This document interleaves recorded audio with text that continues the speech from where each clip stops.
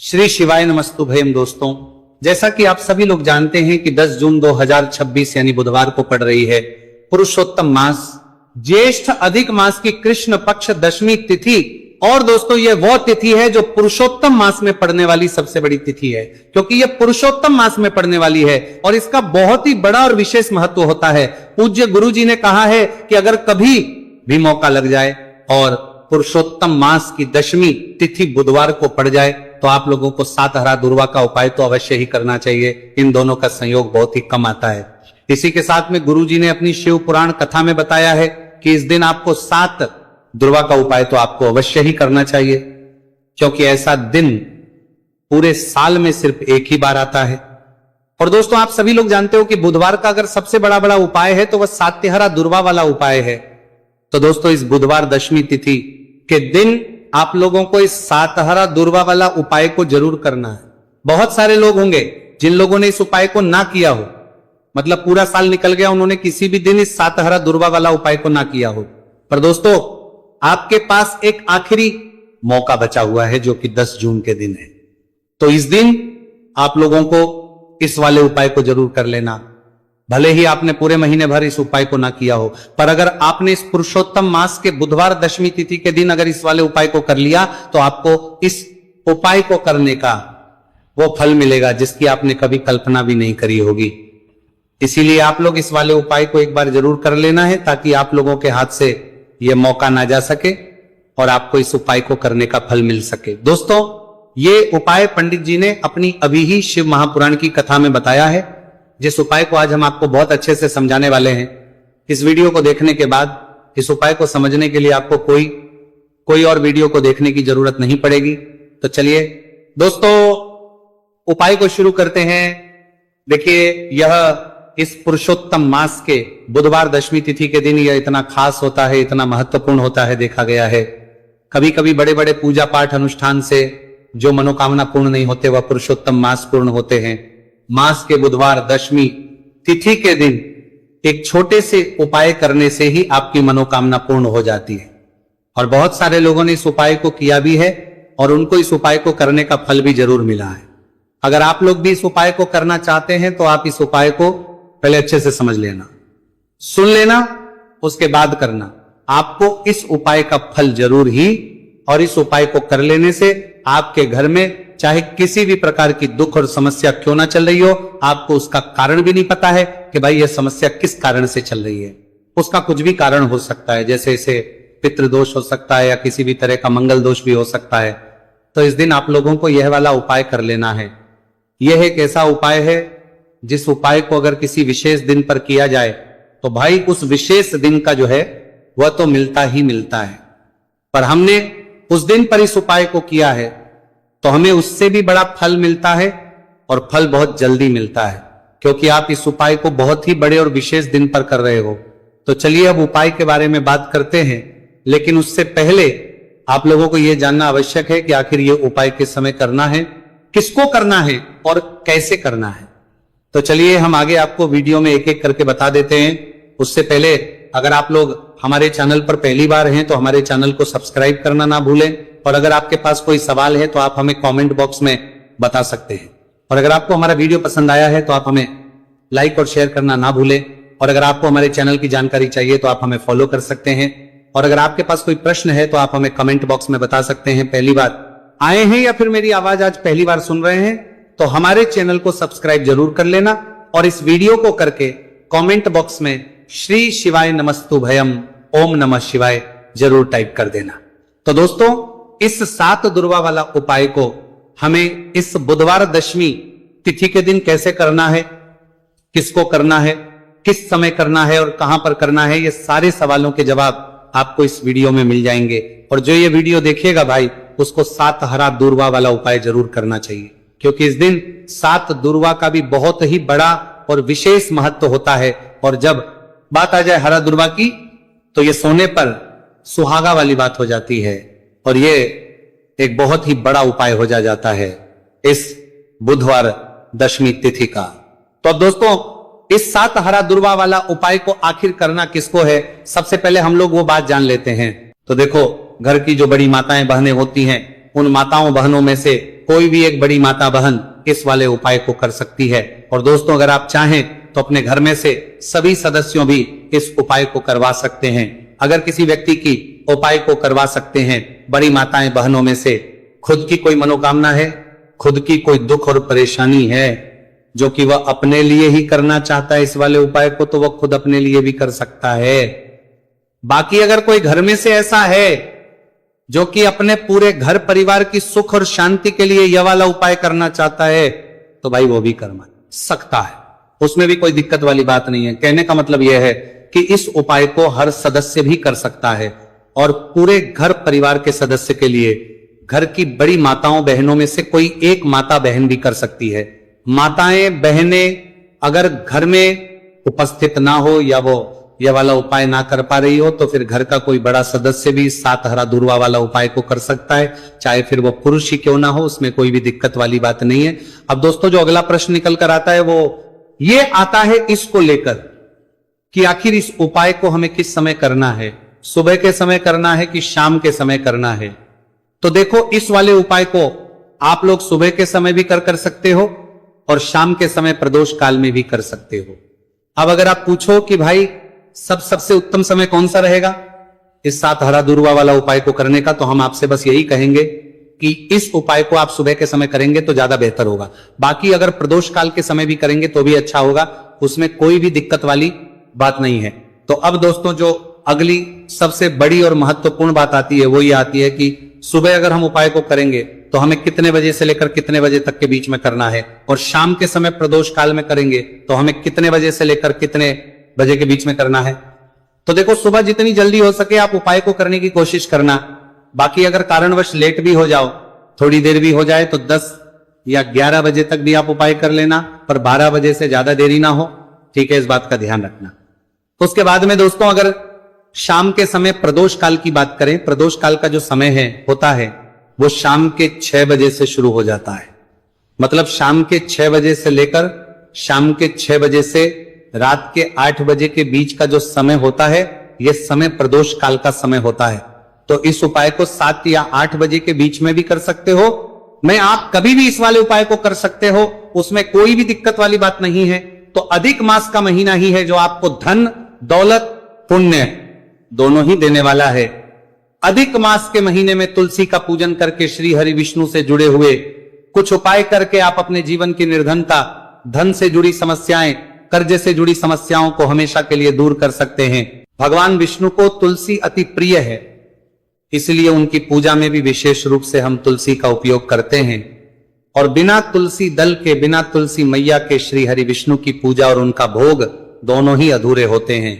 इसीलिए अधिक मास के महीने में ऐसा उपाय आपको बताने वाले हैं जिसे करने से श्री हरि विष्णु की असीम कृपा आपको मिलेगी और मां तुलसी से ऐसा आशीर्वाद मिलेगा, जीवन का हर दुख, हर कष्ट, गरीबी, निर्धनता, कर्जे से जुड़ी समस्याएं, सब कुछ ही आपके जीवन से दूर हो जाएगा और सुख, समृद्धि, धन, वैभव, ऐश्वर्य सब कुछ आपको अपने जीवन में आसानी से मिलने लगेगा। तो चलिए बात कर लेते हैं कि कौन सा उपाय है, तुलसी के पौधे में कौन सी चीज आपको रखनी है और इस उपाय को किस समय करना है। देखिए, सबसे पहले तो आपको बता दें कि अगर आपके घर में तुलसी का पौधा नहीं है तो अधिक मास के महीने में एक तुलसी का पौधा अपने घर में लाकर जरूर लगाए, क्योंकि अधिक मास के महीने में जो लोग अपने घर में तुलसी जी का पौधा लाकर लगाते हैं, मां तुलसी का पूजन करते हैं, कभी भी मां तुलसी उनके घर में निर्धनता नहीं रुकने देती है।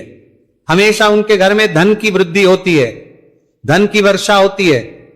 तो जरूर से तुलसी का पौधा अधिक मास के महीने में अपने घर जरूर लेकर आए और अच्छे से आपको मां तुलसी का पूजन करना है। मां तुलसी के पौधे की देखभाल करनी है। और वह कौन चीज है जो आपको तुलसी के पौधे में अधिक मास के महीने 10 जून बुधवार दशमी तिथि में रखना है। और कैसे यह चीज रखते ही रातों रात आपके जीवन में चमत्कार होगा और आपके भाग्य का भी आपको साथ मिलेगा। तो देखिए, इस वीडियो में जितने भी उपाय हम आपको बताएंगे सभी उपाय सरल है। देखो, गुरुजी ने कहा है कि बुधवार के दिन आपको 7 हरा दूर्वा वाला उपाय तो अवश्य ही करना चाहिए। वीडियो के अंतिम में आपको उपाय बताया है, आपको करना है। देखो, आगे बढ़ने से पहले वीडियो को एक लाइक जरूर करें। देखो, सबसे पहला उपाय, यदि आपके जीवन में कर्जा बहुत अधिक है, आपके जीवन में संकट बहुत अधिक रहते हैं, आपके ऊपर बहुत अधिक विपदा आ रही है, बार बार आपको अपने व्यापार में और अपने धन में हानि देखने को मिल रही है, यानी कि आपको प्रत्येक कार्य में हानि हो रही है, तो आपको यह उपाय करना चाहिए। इस उपाय को करने के लिए आपको दो चीजों की आवश्यकता होगी। सबसे पहले है, आप जानते हो, जो कि भगवान गणेश जी को समर्पित होती है, तो आपको वह हरा दुर्वा की आवश्यकता होगी, साथ ही में एक लोटा जल की आवश्यकता होगी। और आप जब भी उपाय को करें, जिस दिन भी आपको करे, तो आपको प्रातः कल सुबह सुबह ही सुबह वह करना है। इस बात का विशेष रूप से आपको ध्यान रखना है, ठीक है। तो आपको एक हरा दुर्वा लेनी है। अगर आधा हरा दुर्वा भी मिल जाती है तो भी कोई दिक्कत नहीं है, बस आपको हरा दुर्वा है। अगर ज्यादा ना मिले तो उस स्थान पर एक हरा दुर्वा भी ले सकते हैं। हरा दुर्वा आपको आसानी से कहानी पर भी मिल जाएगी।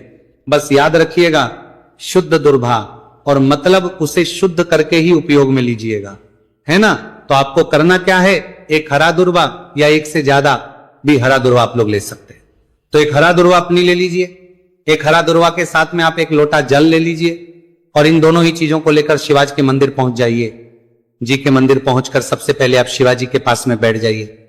शिवाजी के मंदिर पहुंच लेकर शिवाजी के पास में बैठने के बाद जो शिवाजी की शिवलिंग होगी, शिवलिंग के ऊपर सबसे पहले आपको ये दूर्वा को समर्पित करना है।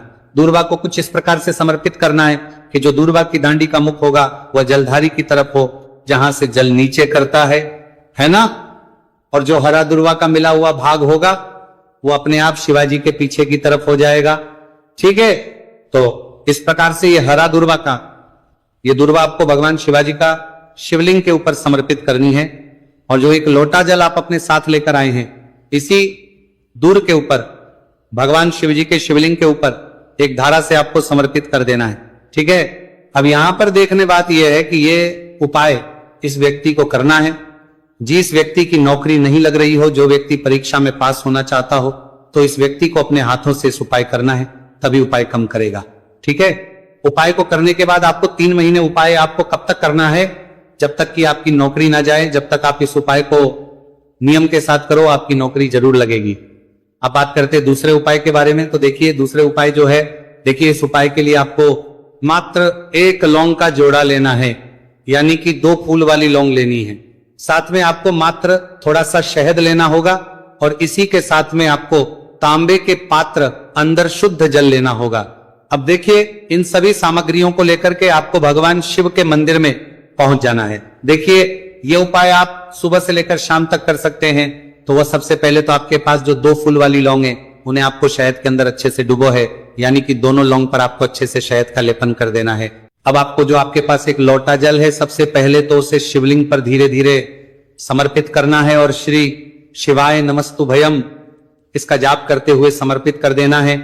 अब आपके पास जो 2 फूल वाली लौंग है, शहद से उसे आपको शिवलिंग पर अर्पित करना है, और आपको प्रार्थना करनी है कि जीवन में जो रोग की स्थिति है वह समाप्त हो, जीवन के जो संकट और समस्याएं हैं वह सभी समाप्त हो, जीवन से जो कर्ज की समस्या है वह समाप्त हो। इस प्रकार से प्रार्थना करते हुए ये जो 2 फूल वाली लौंग ही शहद संयुक्त इस आपको शिवलिंग पर अर्पित कर देनी है। आपकी जो भी समस्या होगी इस बुधवार के दिन अवश्य ही समाप्त हो जाएगी। तो इस प्रकार से आपको पहला उपाय करना है। अब हम बात कर लेते हैं दूसरे उपाय के बारे में।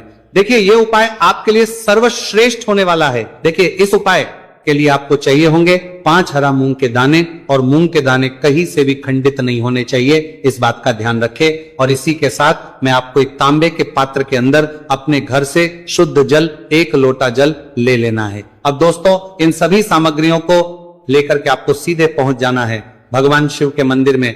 देखिए इस उपाय को भी आप सुबह भी कर सकते हैं और शाम के समय में भी कर सकते हैं। देखिए भगवान शिव के मंदिर में पहुंचने के बाद आपके पास जो 5 हरे मूंग हैं, उनमें से पहला जो हरा मूंग है, आपको शिवलिंग के सामने जो नंदी महाराज होते हैं और उनका जो पैर उठा हुआ होता है, वहां पर आपको पहला हरा मूंग समर्पित करते हैं, और आपको श्री शिवाय नमस्तुभयम इसका जाप कर लेना है। फिर आपको दूसरा हरा मूंग लेना है, और शिवलिंग पर जो श्री गणेश जी वाला स्थान होता है वहां पर आपको यह दूसरा हरा मूंग समर्पित कर देना है। यानी कि शिवलिंग के सीधे तरफ आपको यह दूसरा हरा मूंग समर्पित करना है, और फिर आपको ओम गण गणपते नमः या फिर ओम श्री गणेशाय नमः इसका जाप कर लेना है।